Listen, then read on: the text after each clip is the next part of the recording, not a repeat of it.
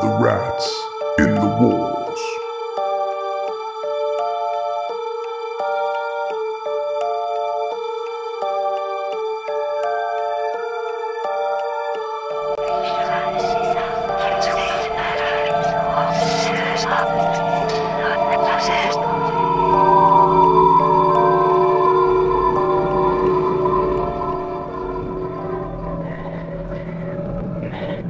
The restoration of Exham Priory had been a stupendous task.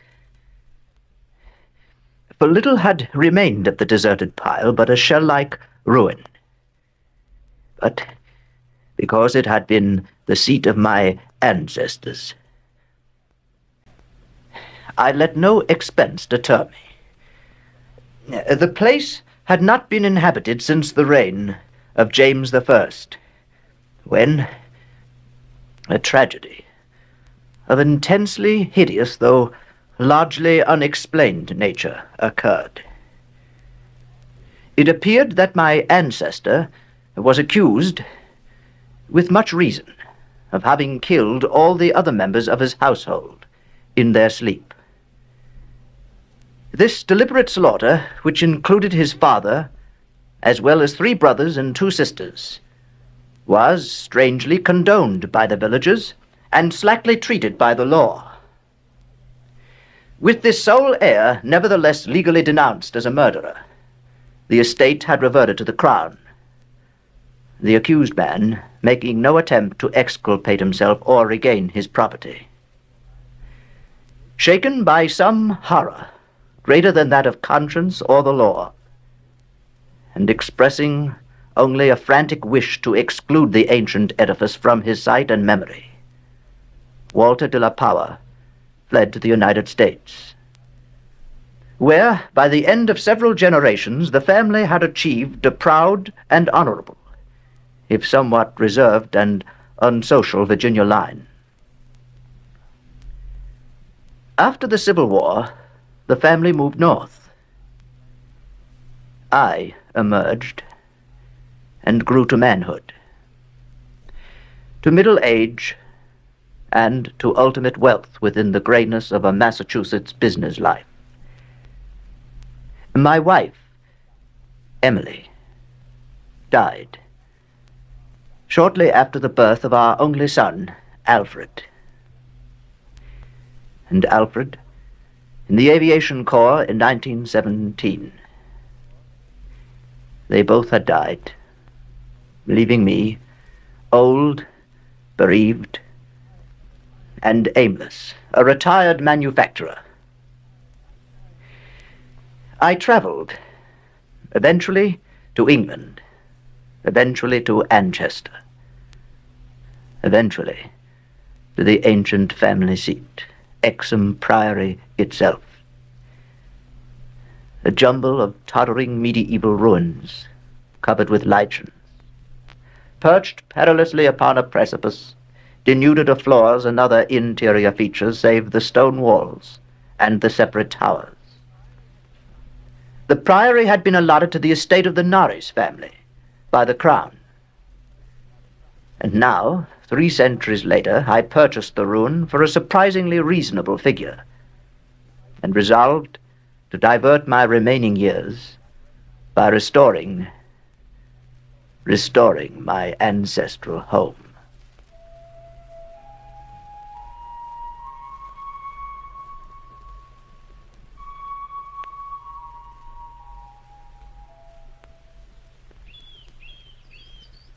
I had secured the interest, assistance, and the friendship of Captain Norris, whose knowledge of the place had been increased through the years by his having accompanied the many architects and antiquarians who loved to examine the strange relic. Mind your foot on that big stone over there. The architecture, you see, is peculiarly composite. Gothic towers resting over there on Saxon or Romanesque substructure. The foundation is of a still earlier order, blend of orders, I suppose, Roman or even Druidic or native Cymric, if legends speak truly. And merged on the one side, you see, down here, with the solid limestone of the precipice. Amiable Captain Norris, The place and its ancestry had an almost consuming fascination for him. He knew every detail of its history and its former structure, and became of inestimable help in the reconstruction. The priory itself actually stands on the site of a prehistoric temple. Yes. A druidical or anti-druidical thing which must have been contemporary of Stonehenge, dates like that. Well, it's unfortunate that our neighbors aren't all antiquarians such as you, Captain Norris. I had not been in Anchester a day before I knew I came from an accursed house. Oh, yes, the country folk around here have their own sense of tradition, I'm afraid. They hated the priory hundreds of years ago when your ancestors lived here. And they hate it now, with the moss and mould of abandonment on it. We'll have to go outside of the immediate vicinity for our workers. You see, it isn't so much hatred as the almost unbelievable fear they have of the place. And the scope appears to include both the priory and, I'm afraid, its ancient family. Yes, I don't seem to be able to convince the villagers how little I know of my heritage. Oh, but to them a lineage is beyond a message of knowing. It's in the bone and blood itself. Yeah. I'm not sure I disagree. But what do we see? After 3 centuries, a power has returned to his ancient site to reconstruct the very house. And for the villagers, you've come to restore a symbol abhorrent to them. Oh. Rational or not, you know, they view Exham Priory as nothing less than a haunt of fiends and werewolves. Captain Norris, superstition. Well, Superstitions, ghosts, and goblins. Oh, no, not quite that. No. You share their worries, nevertheless. Well, so would you, Power. Yeah. It's not a matter of the present, and it's not all superstition. Yeah. This is an ancient place, Power. That indescribable rites had been celebrated here, no one doubts. Rites of the Cybele worship, which the Romans had introduced. Inscriptions, still visible in the subcellar of the priory, bear the unmistakable letters and signs of Magna Mater, whose dark worship was once vainly forbidden to Roman citizens. About 1000 A.D., the place is mentioned as being a substantial stone priory housing a strange and powerful monastic order and surrounded by extensive gardens. You will see them right over there. Oh, yes. Yes. Now, mind that stone there. You know, the people didn't need any walls to keep them out. They were too frightened of the place altogether. It was never destroyed by the Danes, oddly enough. After the Norman conquest, it must have declined tremendously. There was no impediment when Henry III granted the site to your ancestor, Gilbert de la Poer, he was called then, first Baron Exham in, I think, 1261. Yes, well, then it's the location, the house, not the family that inherits the bad name. Well, they became aligned, you see, and not, so far as we know, unwillingly. True, before their occupation, the family bore no evil report, but something strange must soon have occurred. You know, in one chronicle, there's a reference to a de la Poer as cursed of God. It's a strange phrase. Village legendary had nothing but evil and frantic fear to tell of the castle. The fireside tales were of the most grisly description. All the... Mind your head, darling. All the ghastlier because of their frightened reticence and cloudy evasiveness. I'm afraid they represented your ancestors as a race of hereditary demons. But what precisely happened, Norris? What went on? The usual howlings heard around the place. Graveyard stench after the spring rains. The servant girl who'd gone mad at what she saw in the full light of day in the priory. The accounts of vanished peasants are less to be dismissed, though not especially significant, in view of medieval custom. Prying curiosity meant death. And more than one severed head had been publicly shown on the bastions around Exham Priory. Ah, yes. Well, it's difficult. A few of the tales were exceedingly picturesque. For instance, the belief that a legend of bat-winged devils kept witches' Sabbath each night at the Priory, a legend whose sustenance must explain the disproportionate abundance of coarse vegetables harvested in the gardens. But most vivid of all, there was the dramatic epic of the rats. The rats? Yes, the scampering army of obscene vermin which had burst forth from the castle a couple of months after the tragedy that doomed the place to desertion 3 centuries ago now. You know, a lean, filthy, ravenous army which had swept all before it and devoured fowl, cats, dogs, hogs, sheep, and, you know, even 2 villagers before its fury was spent. Yes, around that unforgettable rodent army a cycle of myths revolves. It scattered among the village homes and brought curses and horrors in its train. Yes, and that was just 3 months after Walter de la Power had murdered his family and fled to Virginia. Yes, I should say about that. You know, one thing puzzles me about that murder. Walter de la Power must have known for years the sinister tales about his family, so that this material could have given him no fresh impulse. I can scarcely conjecture what discovery could have prompted an act so terrible. What had he witnessed or stumbled upon? Take this path downhill. Yes. The general whispered sentiment seems to have been that he purged the land of immemorial curse.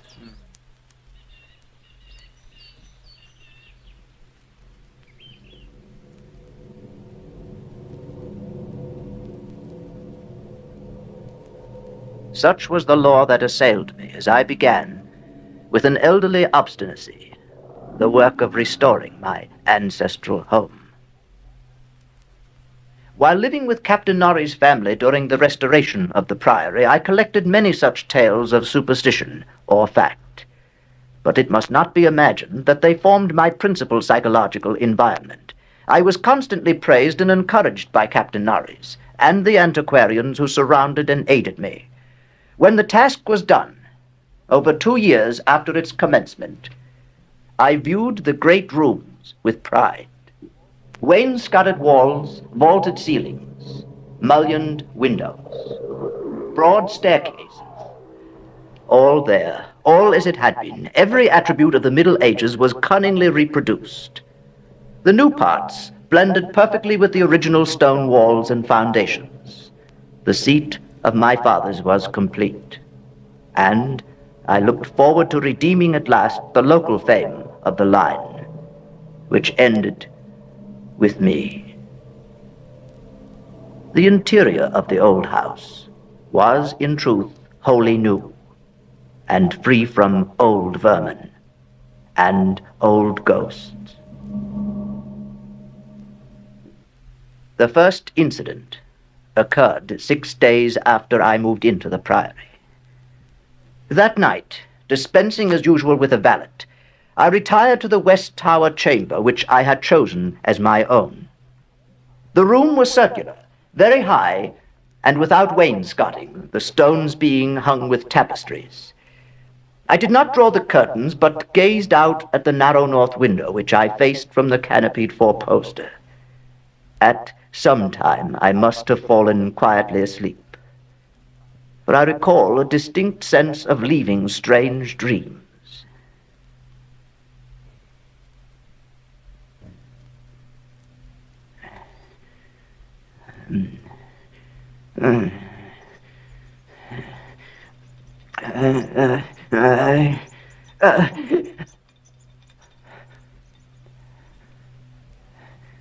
As I awoke, I found myself looking intensely at a point on the wall, a point to which my eye had nothing to mark it, but toward which all my attention was directed.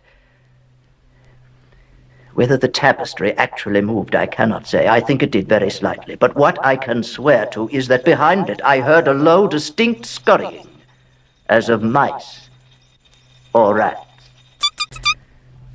There was no need of my looking behind the arras, for the walls were of solid stone, several feet thick.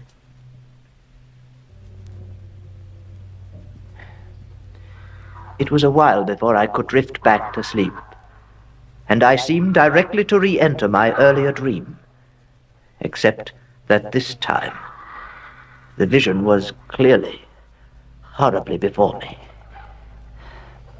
I seemed to be looking down from an immense height upon a twilit grotto, knee-deep with filth, where a white-bearded demon, a swineherd, drove about with his staff a flock of fungus beasts, whose appearance filled me with unutterable loathing. Then, as the swineherd paused and nodded over his task, a mighty swarm of rats rained down on the stinking abyss and fell to devouring beasts and man alike. But suddenly I was awake, wide awake. On every side of the chamber, the walls were alive with nauseous sound. The verminous slithering of ravenous, gigantic rats. I could see a hideous shaking all over the tapestry. But the motion disappeared almost at once, and the sound with it. I sprang out of bed and tore aside the arras to see what lay beneath it. Nothing. Nothing but the patched stone wall. I stepped out of the room and stood for a moment at the head of the great ancient stairway, listening to the house. I could hear them. I could hear them faintly at first, but coming from all the walls.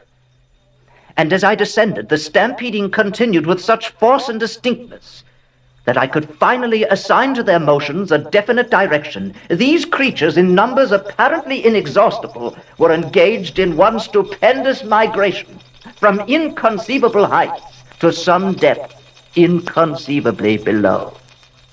Rats? When I questioned the servants, they said they heard nothing. I didn't want to alarm them by insisting. No, I wasn't dreaming, Norris. It was no dream. But there have been no rats at the Priory for 300 years. Even the field mice couldn't be found in these high walls. Wherever would they be found in walls of solid stone? You say they were headed downward? Captain Norris helped me explore the subcellar, but absolutely nothing untoward was found. We could not, however, repress a thrill at the knowledge that this vault was built by Roman hand. You see up here, it's not the debased Romanesque of the bungling Saxons, but the severe and harmonious classicism of the age of the Caesars. Look here at these inscriptions. T.M. Temp Dona Lucius Praecius Pontificatus. Or is it Attis? Yes. Attis. The reference made me shiver, for I had read Catullus and knew something of the hideous rites of the Eastern god, whose worship was so mixed with that of Cybele. Look, hold your lantern up here. No, not that one, by this stone block here. Oh, yes, I see. Yes, you see the design cut into it, a sort of rayed sun? That's not Roman. No, that's not Roman at all. It's of an earlier origin. These altars had merely been adopted by the Roman priests from some older, perhaps aboriginal temple on the same site. Come down here. Let's have a look down here. Norris and I determined to pass the night in the crypt, and couches were brought down by the servants. We retired with the lanterns still burning, to await whatever might occur. The vault was very deep in the foundations of the priory, and that it had been the goal of the scuffling and unexplainable rats, I could not doubt. But why? Why? As we lay there expectantly, I found my vigil occasionally mixed with half-formed dreams. I saw the twilit grotto and the swineherd, the fungus beasts wallowing in filth. They seemed nearer and more distinct. I could almost observe their features. Beasts, but not exactly beasts. They became more distinct as I watched, looking up at me. Terrifying. Norris, wake up, Norris. Wake up. What is it, Father? What's wrong? Did you hear them? Did you hear them, Norris? What? The rats! Rats? I heard nothing at all. Still downward. They were going still farther down. No. There are cellars below us, Norris. Cellars? Norris, was it hallucination? Was it madness? Why have they stopped? Why is it silent now? Perhaps you've been shown what certain forces wished to show you. They were headed downward. In this altar, see, Norris? The lantern flickers at the crevice here between the altar and the floor. There must be some kind of... By Jove! There must be some way of descending, some door, some kind of entrance.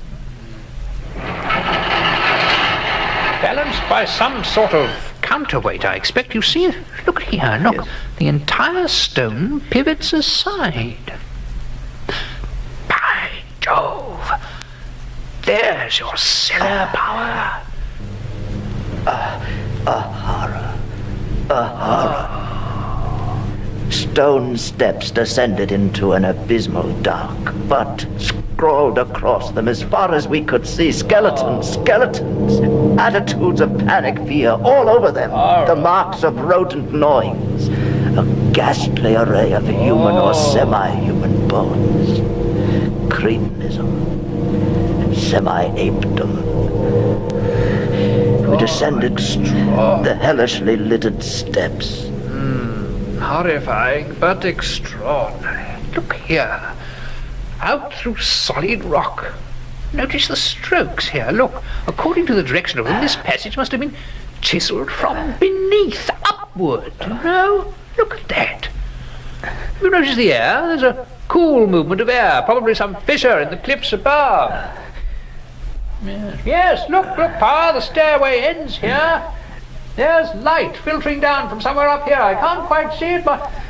Hey, it must be morning outside, you know, almost enough light to see. It's a sort of grotto. Enormous. You can just barely... The descent from reality had almost prepared me for what was to come. Norris, when I reached him, stared out with a look resembling that of the skulls at his feet. Then I followed his eyes over the subterranean world before us. Dear God. We must not underestimate the archaeological importance of such a discovery as this, Pa. The Twilight Grotto was of enormous height and stretched farther than any eye could see. There were buildings and other architectural remains. In the center, a circle of monoliths, but everything dwarfed by the spectacle on the ground. An insane tangle of bones, human or nearly so. Like a foamy sea, they stretched postures of demonic frenzy, either fighting off some menace or clutching other forms with cannibal intent. Yes, the skulls suggest a rather baffling mixture. Mostly lower in the scale of evolution than Pithecanthropus, but in every case definitely human. Actually, some of them seem to be supremely and sensitively developed types. Horror.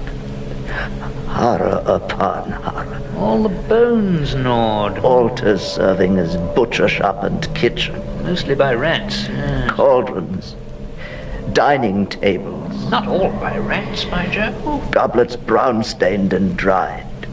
Horror upon horror. Notice the stone pens over here, for the keeping of herd, I expect, and out of which they must have broken in their last delirium of hunger or rat fear. Herds of some primordial human type. Yes, fascinating. And there a row of cells, nearly rusted through. Their tenants still locked inside. And on the bony forefinger of one, a seal ring with my own coat of arms. Strange ideographic carvings here on some of the skulls. Here, look at this, Pa. You know, I believe they're Phrygian in origin. Cases of formally arranged bones with parallel inscriptions in Greek and Latin. Still downward, I could hear them. Where else could they draw me? Across the grotto. Carrion pits of sawed bones, picked bones, open skulls, that's interesting. Nightmare chasms, unhallowed centuries grinning their unnameable fancies.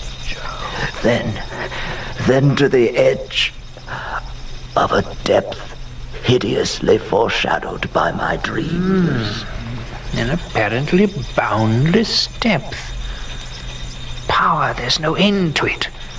A great mouth, lined with human debris, spewing, swallowing, yawning out from the primordial... Power, stay out of it, man! The rats, questing new horrors, determined to lead me on. I ran, following them.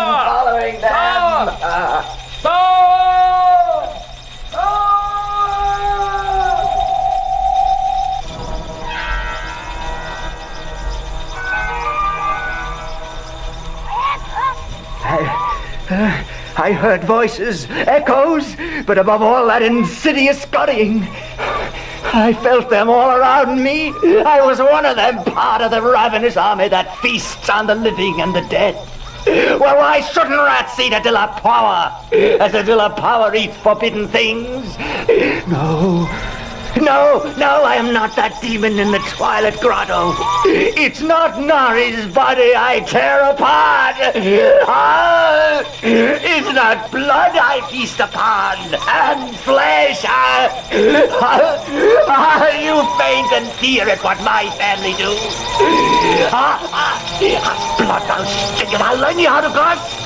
World is wine gebietel gleich. Magna Mater! Magna Mater! Atis! Augustus Durgas!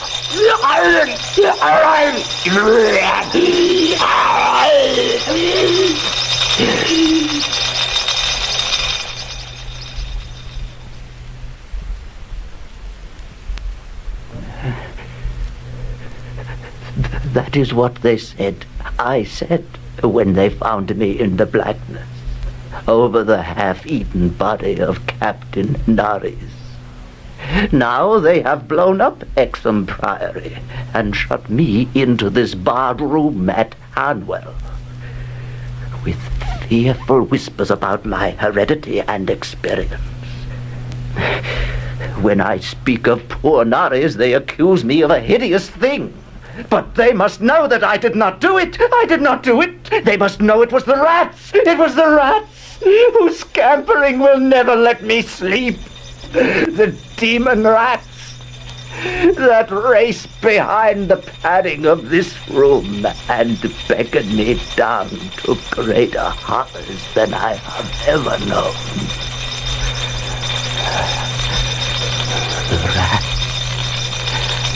The rats. They can never hear.